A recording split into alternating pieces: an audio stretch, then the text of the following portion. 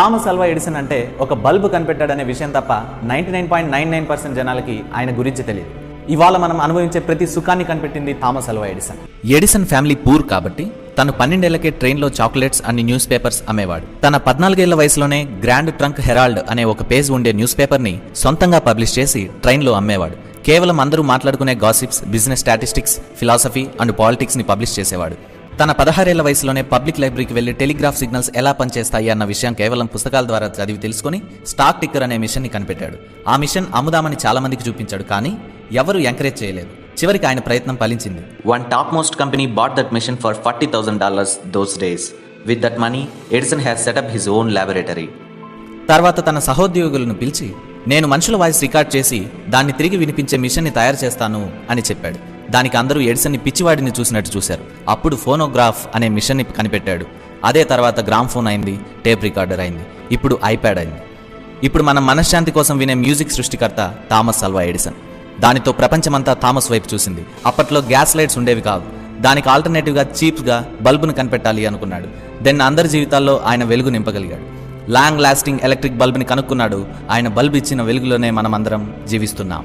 బల్బుని కనిపెట్టిన వెంటనే ఎడిసన్ ఇంకో స్టేట్మెంట్ ఇచ్చాడు. ఈ బల్బుని మీ అందరి ఇళ్లలో వెలిగించడానికి కావాల్సిన చీప్ ఎలక్ట్రిసిటీ, డైరెక్ట్ కరెంట్ని నేను తయారు చేస్తాను అని చెప్పాడు. ఆ కరెంటు ఎంత చీప్ అంటే కేవలం ధనవంతులు మాత్రమే క్యాండిల్స్ని కొనుక్కుంటారు. అంటే క్యాండిల్ కన్నా ఎలక్ట్రిసిటీ అంత చీప్గా ఉంటుందని.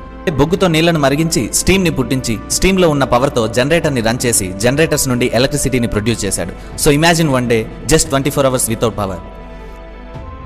తర్వాత డిఫరెంట్ పొజిషన్లో తీసిన ఫొటోస్ అన్ని ఒక స్ట్రిప్ పైన పెట్టి సెకండ్కి 24 ఫొటోస్ని మూవ్ చేస్తే ఆ ఫొటోస్ అన్ని కూడా కదిలే బొమ్మల్లో కనిపిస్తాయి అనే ప్రిన్సిపల్ని యూజ్ చేసి మోషన్ పిక్చర్ కెమెరాని కనుక్కున్నాడు. ఇప్పుడు తీసే సినిమాలన్నీ ఆ కెమెరాతోనే.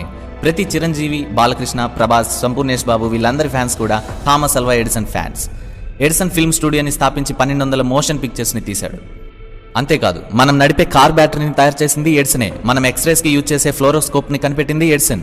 ఎడిసన్ బల్బ్ ఒకటే కనిపెట్టారనుకుంటారు, కానీ ఒక బల్బ్ని వెలిగించడానికి 360 కొత్త ఆవిష్కరణలు చేశాడు.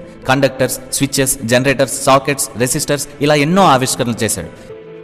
ఎడిసన్ ఏ రోజు 4-5 గంటల కన్నా ఎక్కువ పడుకునేవాడు కాదు. ఎడిసన్ మొదట బల్బుని కనిపెట్టడానికంటే ముందు 10,000 సార్లు ఫెయిల్ అయ్యాడు. ఒక జర్నలిస్ట్ మీరు బల్బు కనిపెట్టడానికి ముందు 10,000 సార్లు ఫెయిల్ అయ్యారు కదా, మీరు ఎలా ఫీల్ అవుతున్నారు అని అడిగితే దానికి ఎడిసన్, బల్బుని ఎలా తయారు చేయాలో ఒక విధంగా మాత్రమే మీకు తెలుసు, అది కూడా నేను మీకు చెప్పాను, కానీ బల్బుని ఎలా తయారు చేయకూడదో 10,000 విధాలుగా నాకు మాత్రమే తెలుసు అని చెప్పాడు. What a great positivity. ఇంతకన్నా గొప్పగా పాజిటివ్ థింకింగ్కి ఎవరు డెఫినేషన్ ఇస్తారు? ఎడిసన్ డయాబెటీస్తో చనిపోయాడు. If he had lived 20 years more, he would have given us future technology 200 years before. Edison sir, we salute you.